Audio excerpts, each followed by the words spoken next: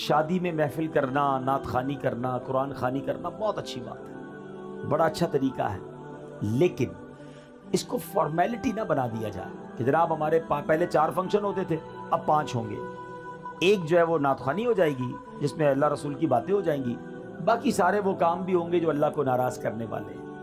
یہ نہیں کرنا چاہیے۔ آپ ذرا خود سوچیں، شادی نعمت کتنی بڑی ہے، اور بیسیکلی شادی ہے کیا؟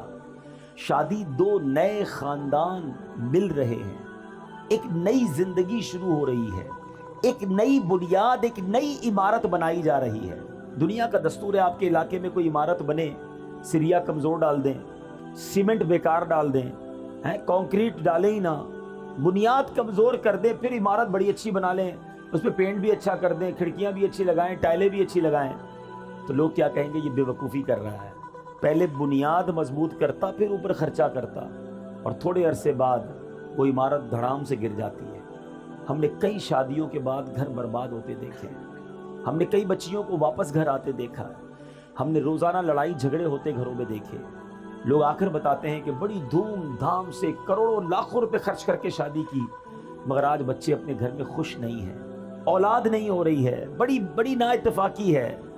اپنے دل پر ہاتھ رکھیے، میں آپ سب سے پوچھتا ہوں، افسوس یہ ہے، اتنی بڑی نعمت، اتنی بڑی خوشی، اس خوشی کا اندازہ اس سے پوچھئے کہ جس ماں باپ کے گھر میں بچیاں بیٹھی ہیں اور شادی نہیں ہو رہی ہے، جوان بیٹے ہیں مگر رشتے نہیں مل رہے، جیسے چاہیے ویسا رشتہ نہیں ہو رہا۔ یہ کتنی بڑی نعمت ہے، ان ماں باپ سے پوچھو، ان لڑکوں، ان بچوں اور بچیوں سے پوچھیں جو تمنا لیے بیٹھے شادی ہو مگر نہیں ہو رہی ہے۔ اس کا مطلب کیا ہوا کہ جس کی شادی ہو رہی ہے وہ بہت بڑا خوش نصیب ہے، جس گھر میں یہ شادی ہو رہی ہے وہ بڑے خوش نصیب ہے کہ اللہ نے اتنی بڑی نعمت دی۔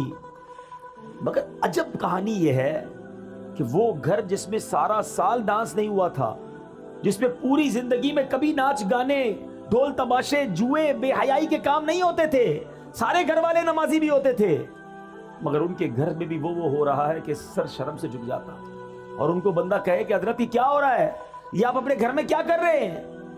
تو جواب یہ ملتا ہے، کیا کریں، بچوں کی خوشی کے لیے کرنا پڑتا ہے۔ مجھے بتائیے نا، بچوں کی خوشی کے لیے کیا اللہ کو ناراض کیا جاتا ہے؟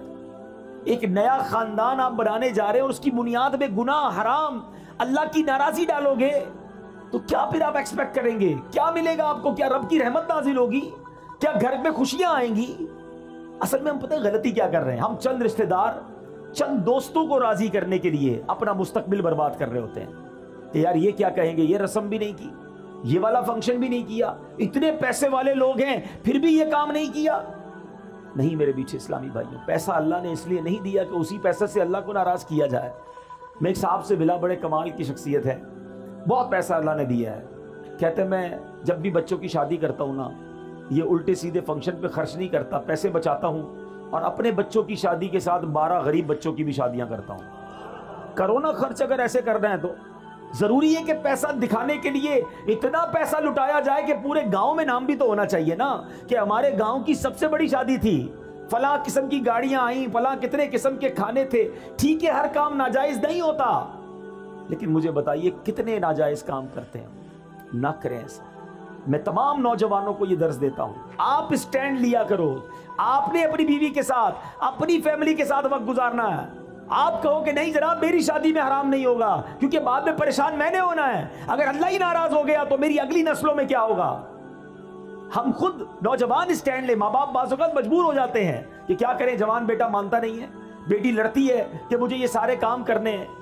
نہیں میرے بیٹے اسلامی بھائیو، یہ لاجیکلی بھی ٹھیک نہیں ہے۔ میں آپ سے سوال پوچھتا ہوں، آپ کو کوئی شخص آئے اور آپ کے گھر میں بڑا سا تحفہ دے کر جائے، یا آپ قرضے میں ہو اور وہ کہے میں تمہارا قرضہ ادا کر دیتا ہوں، یا آپ کو نوکری چاہیے وہ آپ کو نوکری دلا دے، بتاؤ اس بندے کو ناراض کرو گے؟ یار اتنی مصیبت میں مجھے کام آیا، قرضہ دلا دیا، نوکری چاہیے تھی نوکری دلا دی، اتنا خوبصورت تحفہ مجھے دیا۔ دنیا میں جو ہمارے ساتھ احسان کرتا ہے ہم اس کو خوش کرتے ہیں، اور عجب کہانی یہ ہے کہ رب ہم پر اتنا بڑا احسان کرتا ہے اور ہم رب کو ناراض کرتے ہیں۔ یہ عقل میں بھی نہ آنے والی بات ہے۔ سچ بات یہ ہے کہ گھر میں اگر رب خوشی دینا، ہم صدقہ بڑھائیں، ہم سجدے بڑھائیں، ہم خیرات بڑھائیں، ہم دعائیں بڑھائیں کہ یا اللہ تیری رحمت سے تو نے یہ خوشی دی ہے، مالک اس میں اب برکت ڈال دینا، اے اللہ یہ خوشیاں باقی رکھنا، اے اللہ ان خوشیوں کو نظر نہ لگ جائے، اے اللہ زوال نعمت سے بچانا۔ ارے رب کی طرف سے عطا ہو تو ہمارے سجدے اور شکر بڑھنے چاہیے، مگر عجیب لوگ ہیں ہم کہ وہ عطائیں بڑھاتا ہے، ہم خطائیں بڑھاتے ہیں۔ وہ عطائیں بڑھاتا ہے، ہم اللہ کو ناراض کرنے والے کاموں میں لگ جاتے ہیں۔ تھوڑے پیسے ہوتے ہیں نا، کسی کے پاس غریب ہوتا ہے، تھوڑے گناہ ہوتے ہیں، کیونکہ گناہ کرنے کے لیے پیسے ہی نہیں ہوتے، روز دعا کرتا ہے یا اللہ مالدار کر دے، پیسے والا کر دے، اور اللہ نے اگر مال میں برکت ڈال دی اب کیا کرتا ہے؟ اور گناہ کرتا ہے۔ اب تو مزہ آیا، اب تو پیسے آئے، اب ارمان پورے کروں گا، اس لیے دیے تھے رب نے پیسے۔ ارے اللہ نے پیسے دیے تو تم صدقے بڑھاتے نا، غریبوں کی مدد کرتے، سجدے بڑھاتے۔ خدا را میرا پہلا درس یہی ہے، جس خاندان میں شادی ہو رہی ہے، میں آپ کا بھائی ہوں، میں آپ کا بھلا چاہتا ہوں، آپ کی آگے کی زندگی میں بھی آپ خوشحال رہے یہ چاہتا ہوں، اور خوشحال وہی رہے گا جس سے رب راضی ہے۔ مجھے جواب دیجئے، خوشیاں دینے والا کون ہے؟ جواب دو نا، کون خوشیاں دینے والا ہے؟ عزت دینے والا کون ہے؟ اولاد دینے والا کون ہے؟ برکت ڈالنے والا کون ہے؟ رزق میں فراوانی کرنے والا کون ہے؟ جب سب دینا اللہ نے ہے اور میں اللہ ہی کو ناراض کر رہا ہوں، کتنی بے وقوفی والی بات ہے۔ جس سے لینا ہے اسے ناراض کر رہے ہیں دوسروں کے لیے، کہ ذرا خاندان میں نام بڑا ہو جائے، ذرا گاؤں میں ٹور بن جائے ہماری۔ نہ کیا کرو ایسا، جس سے رب راضی ہے اللہ اس سب کو راضی کر دے گا۔ آپ رب کو راضی کرنے کی فکر کیا کرو، ہمیشہ اپنی ہر خوشی میں بھی رب کو یاد کرو، اللہ کے حبیب کو یاد کرو۔ غم میں بھی ہماری ایک لمٹ ہے، ہماری باؤنڈری ہے، شریعت ہمیں باؤنڈری دیتی ہے۔ بڑا پیارا مذہب ہے ہمارا، خوشی منانے کا بڑا پیارا انداز ہے۔ خوشی منائیے، کس نے منع کیا؟ اچھا کھانا پکائیں، کھلائیں، سب کو کھلائیں، لباس جائز پہنے، اوکے، مگر اس لیے مہنگا لباس پہنوں کہ دوسروں کو غریب دکھاؤں، دوسروں پہ تکبر کروں، یہ اجازت نہیں ہے۔ اسی طرح غم میں آپے سے باہر ہو جاتے ہیں لوگ، اللہ نہ کرے کسی کی میت ہو جائے، ایسا آل فال بکتے ہیں، ایسی باتیں منہ سے نکالتے ہیں کہ بندہ گھر میں میت تھی، بڑا واقعی پرابلم ہے، مگر ایمان چلا گیا یہ تو اس سے بھی بڑا پرابلم ہے نا، ایمان سے بھی ہاتھ دھو بیٹھتے ہیں۔ تو خدا را